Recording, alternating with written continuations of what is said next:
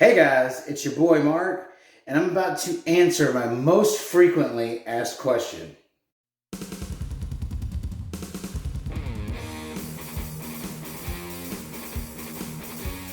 So over the course of this year, and actually a lot here recently, I have been asked a lot of questions about this one big thing. Not my dick, but you could ask about that too. No, don't.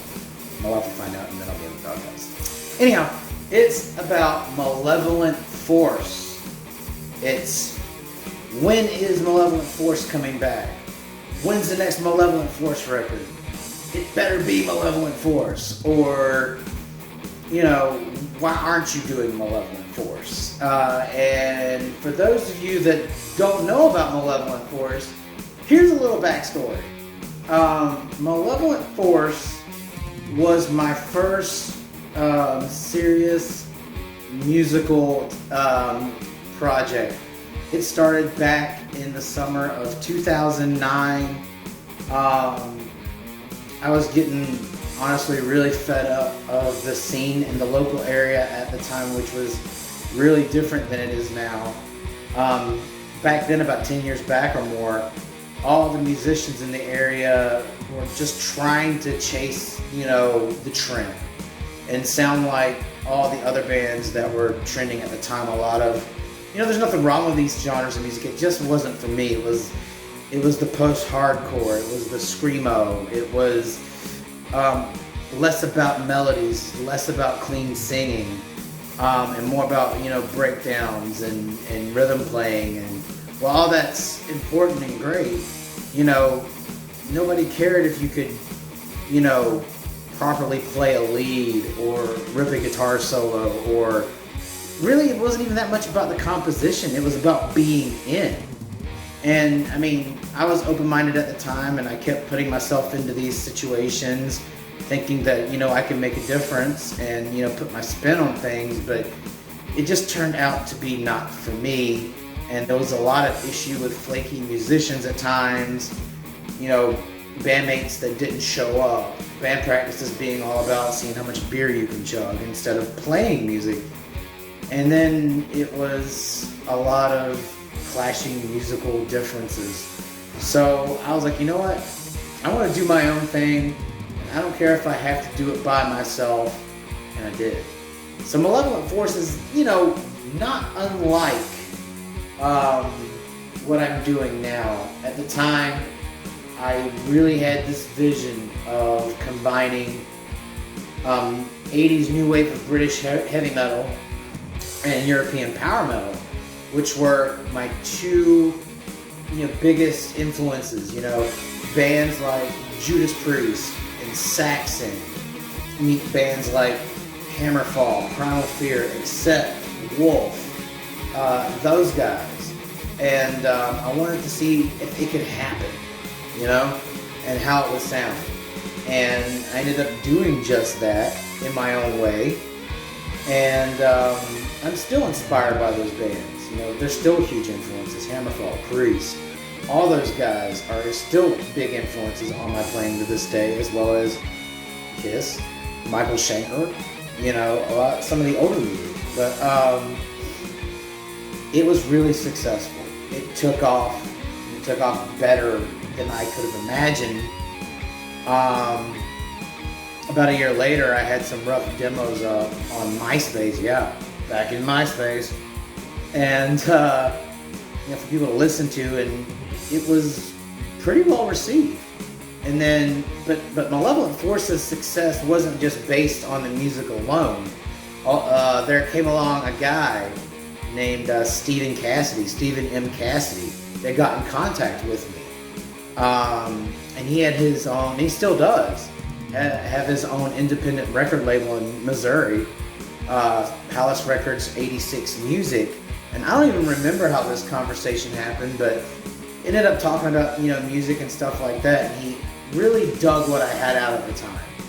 And at the end of the conversation, he ended up offering me promotion on his record label. And there was like all these different promotional packages. So I took the $40 package, so I paid him $40 a month, and in return he gave me airplay, international airplay, better than I could have ever believed. The audience grew what felt like overnight. And in March of 2011, I finally released the debut album from Malevolent Force, From the Altars of Heaven to the Gateways of Hell. It was a 5-track EP, all instrumental, and when I say that thing blew right up, it did. I was climbing the Reverb Nation charts daily, and after that I was getting, messages on Facebook and MySpace from, big shot producers. Mayor Applebaum, I hope I'm saying the name right, but he produced a couple of Yngwie Malmsteen's albums in the 90s. And one was a producer on Twitter that spoke to me that produced a lesser known band, Tora Tora, from the glam metal part of the 80s. And he gave me his input, and then I began to connect with a lot of people overseas, a lot of bands overseas. I got a lot of invitations to events, but unfortunately, I was a one-man band and could never find anybody to play with. But it took off, and it was super successful, and everything that happened seemed to have happened overnight. I produced my own record. I put out my own record. It might have taken 2 years to do, but I did it, and I never gave up on it. And the response was overwhelming. And I'm going to put some links down from my old project, Malevolent Force, just so you guys can hear what I was doing back in the day. But some of that success, actually all that success, kind of got it into my head that I need to make a second album and I need to do it quickly. So I got right to work, just really obsessed with what was happening. I got some new gear. I ditched my old Tascam DP8 8-track and I replaced it with a US 1800 rack mount recording system, and I started doing DAW software because I needed to get with the times and become contemporary. That didn't work out so well. I barely even learned how to use the software. I just winged it because it wasn't about, I lost sight of the quality of music. I was just about, I need material out and I need it out now. And I can't lose momentum. That mentality kind of kicked me in the ass at the tail end of this. About a year later, the second album, the last Malevolent Force album, Theater of Madness, was released January 2012. It was full length, it was 8 tracks. It's a bit of an eyesore to me. My brother did an incredible job on the album art, but the music was what lacked something to be desired, in my opinion. You could hear the audible strain of the music being rushed. There was a lot of technical difficulties, there was a lot of amateur mistakes, and honestly, some of that music could have been written a little bit better. And I didn't take the time to fix some of those mistakes. I would just be like, I'm just gonna push through it and it's gonna be what it's gonna be. I'll re-record this part, band-aids are fine, and that's never okay. And then the second album was released, and for the first 2 weeks, it took straight off. I was climbing the charts for the first 2 weeks on Reverb Nation. And after the first 2 weeks, it went straight to hell and never came back. And it was received with, of course, mixed reviews. And that's completely my fault. So it became apparent to me at the time that I had fallen victim to the second album, 8-Up. It happens to sign bands, popular bands, and it happened to me too, where the second record cannot meet the standard expectation of the first. And honestly, there was no way that Theater of Madness could even compare or come close to the level of achievement that Altars had, simply by the way I recorded it and my mentality at the time. But a lot of those songs still hold impact, and there's still some good music on that record.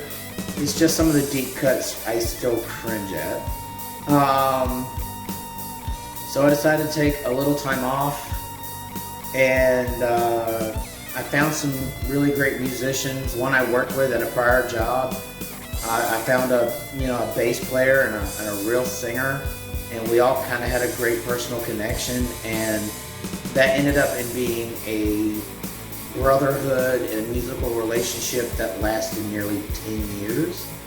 And they are in some of my favorite memories. Unfortunately, I no longer have that relationship with them now, but they're always very well remembered and very well loved in my heart. And in the summer of 2012, I already had a few songs written for a tentative third Malevolent Force record, and we started working on it. And I honestly believe that if Malevolent Force wasn't destined to self-destruct, that third record would have been our breakthrough.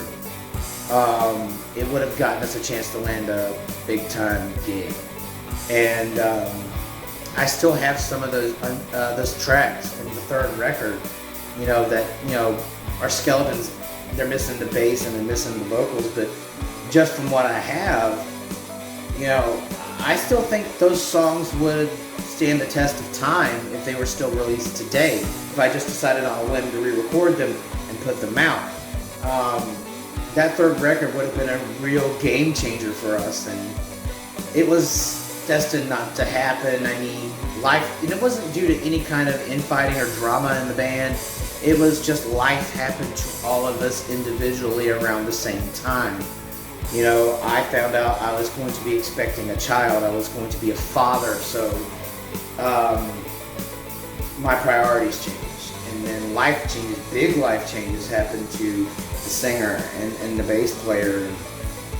They got taken, distance-wise, way far away. So even if we did have the means to make the third record, it wouldn't have happened due to life. And that kind of brings us up to where we are now. What about Malevolent Force? When's the next Malevolent Force record? We need Malevolent Force. I mean, I've been hearing it a lot, and honestly, guys, it means the world to me that y'all still remember Malevolent Force. It's been nearly 10 years since there's been an MF album. And the fact that you guys have been waiting all these years after every project, every musical announcement I made, whether if it was from Shattered Remains in 2014 that didn't, take off, or if it was from Heathen Tide, which started as Earthbound, I got it then. And then last year when I announced I was recording music for a new record and I was going to be releasing new music for the first time in 10 years, the question came up then, and it's happening now. So obviously Malevolent Force has really stood the test of time better than I could have imagined. I thought you guys would have already brushed Malevolent Force up under the rug and forgotten about it. But y'all have been here for 10 years waiting, and I cannot express the gratitude that I feel that someone even thinks of it. I was just doing what I believed in and hoping to make a difference, and obviously it did. And I want to thank you all for joining me on that ride. But unfortunately, Malevolent Force is done. I still have a lot of those moments in songwriting where it's still a lot like Malevolent Force, but I'm just not, that musician anymore. I'm not that guy anymore. So that's what Inspired was about, the album I released back in May. And talking about making a difference and, music meaning something. I checked my stats on Reverb Nation this morning. In 5 months, on Sunday, Inspired will have been out for 5 months. And after 5 months, I'm still on the US Top 200 in heavy metal artists on Reverb Nation. We're talking about against, independent artists, unsigned artists, artists with actual real band members and vocalists. And I'm not even at the bottom tier of that top 200. I'm almost at the top 150. And I'm also starting to climb even higher on the global charts. I'm almost at the top 250 in the global charts against bands around the world in Reverb Nation. It might not be a Billboard chart, but it's a chart I'm on, and I'm damn proud to be on it. And so the fact that there's still people there that want that type of music, even though there's no spoken, sung vocals to it, and it's just one guy just doing what he believes in. But that's what Inspired was about. It was like the greatest hits of everything you never heard from me. It was the most important songs, the most meaningful songs of every period of my musicianship. There was a song from Malevolent Force, from that third record that never came out. I never finished it. It was What Love Can Do, and I'll post a link to that song down there. And all I had at the time before, life changed was an intro solo idea and a chorus. And then last fall, I just ended up writing the rest of the song while I was practicing, and it just worked. And then I had, Winter's Edge, which came from Shattered Remains. It's the only song I remember how to play from that period. And it meant a lot to me. That song has a lot of emotional context because it was about my life at that point. And that's on there. And then we have 3 songs from the Heathentide period that I kept because I still believed in these songs. They had a strong emotional connection with me. Heathentide style changed, and I decided to move away from the band. And there's no drama between any of us. It's just I felt like I had to fit into a box once the style changed. And I got tired of being pushed in boxes. I wasn't pushed, but that's how the style was changed. And I just wasn't me in that situation. And I don't belong in a box. But those 3 songs from Heathentide, the original Heathentide period, Angie, Valkyrie, Heathen, those songs are so strong, they deserve the light of day. So I finally got a chance to show them to you. And then there are 3 new songs. Y'all know them. Battle Stations, The Wall, Riding Out the Storm. And those are where I'm currently at as a musician. And there's a lot of stuff there that's very similar to what I was doing back then. And that tells you that I'm still itching and ready to play some heavy metal. But under the Metal Marc project, I can have songs like those heavier songs, the really metal songs. And then I can have something like 70s or 80s really stripped down bluesy hard rock sort of thing. And it would still make sense. It's my entire being as a musician in one project. Because a lot of those songs wouldn't fit on a Malevolent Force record. And at this point in time, Malevolent Force would be just another box I could put myself in. My range of musicianship has grown over the years. I'm a better musician. So my apologies to everyone that's been waiting for another Malevolent Force record. That's just not going to happen. It's not where I'm at in life anymore. The Metal Marc project is for my current music and anything that happens to come afterwards. There's going to be those Malevolent Force moments, guaranteed. And there's going to be moments of newer things that I've discovered.